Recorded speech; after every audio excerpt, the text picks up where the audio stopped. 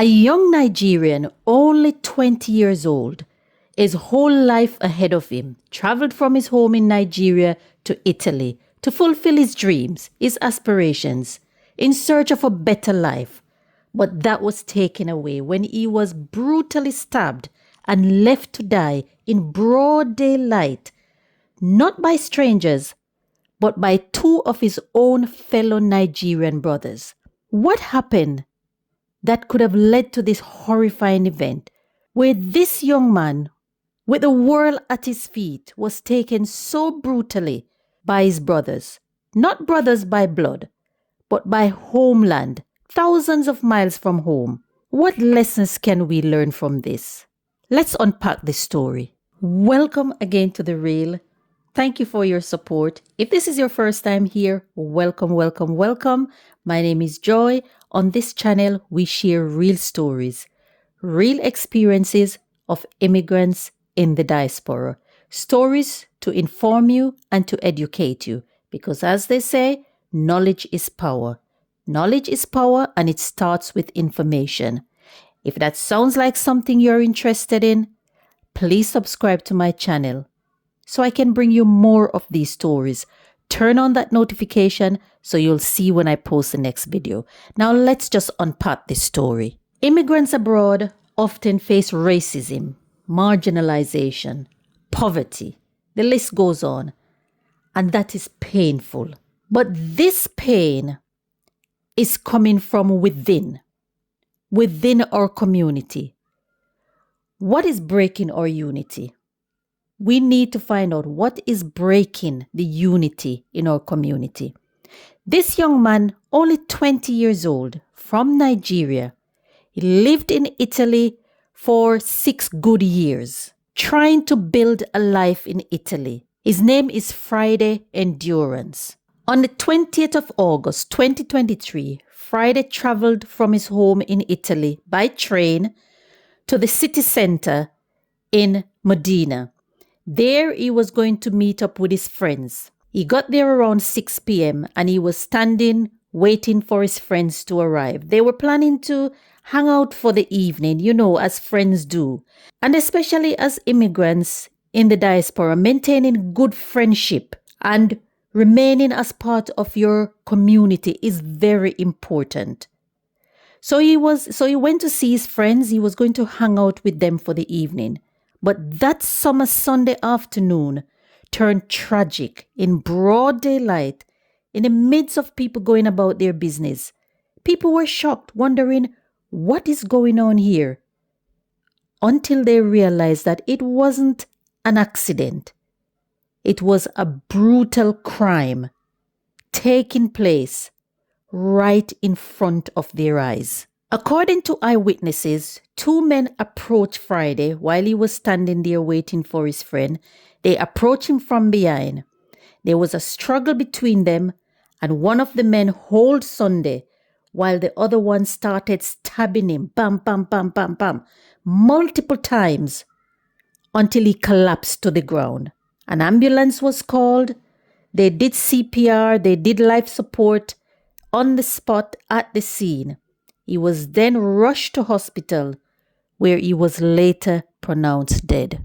Eyewitnesses going about their business were shocked because they're saying this kind of thing doesn't happen on the streets of Puerto Rico in broad daylight. They were shocked.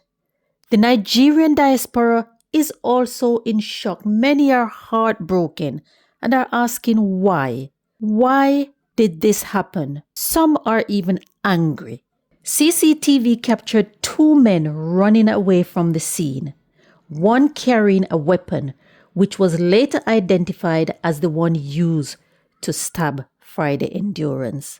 The Modena Public Prosecutor's Office ordered the arrest of these 2 men, 29-year-old and 27-year-old, both Nigerian nationals living in Italy.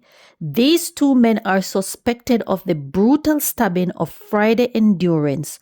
One of the men was even found in possession of the weapon used in the stabbing. These 2 suspects were also captured on people's phones. People who witnessed the incidents were taking photos and videoing. So these two suspects were also captured on people's phone, evidence that was later handed into the police. After the two men were arrested, during police interview, they decided to make no comment. After the police completed their investigation and they have enough evidence, these two men were charged with the murder of 20-year-old Friday Endurance. The prosecution demanded life sentence for the two men, stating that what they did was planned, it was premeditated, and that their ulterior motive was aggravated factors, meaning the circumstances surrounding the crime, because the men were accused of drug dealing.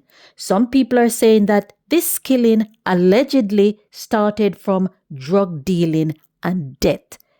So it could be something as simple as Friday Endurance owing them some money or something. Simple things. Why should simple things like these turn into murder?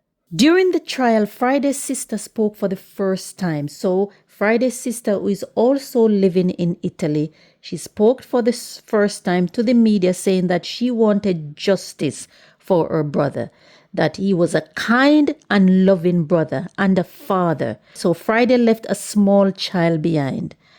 This case shocked the diaspora and people in Nigeria, and especially those who know Friday said that he was trying to build his life in Italy, to build a better life for himself and his family.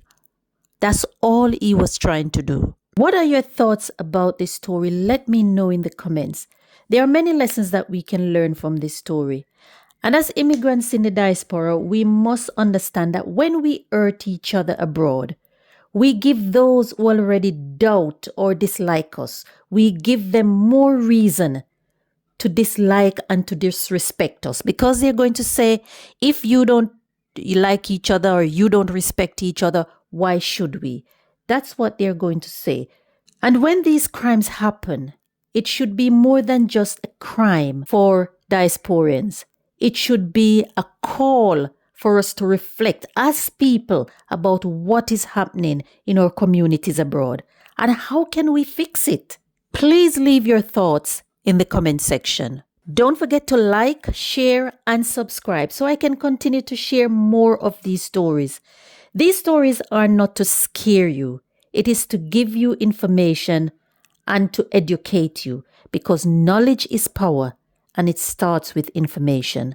Don't forget to turn on that notification bell so you'll know when I post the next video. Thanks for watching, and I'll catch you in the next one.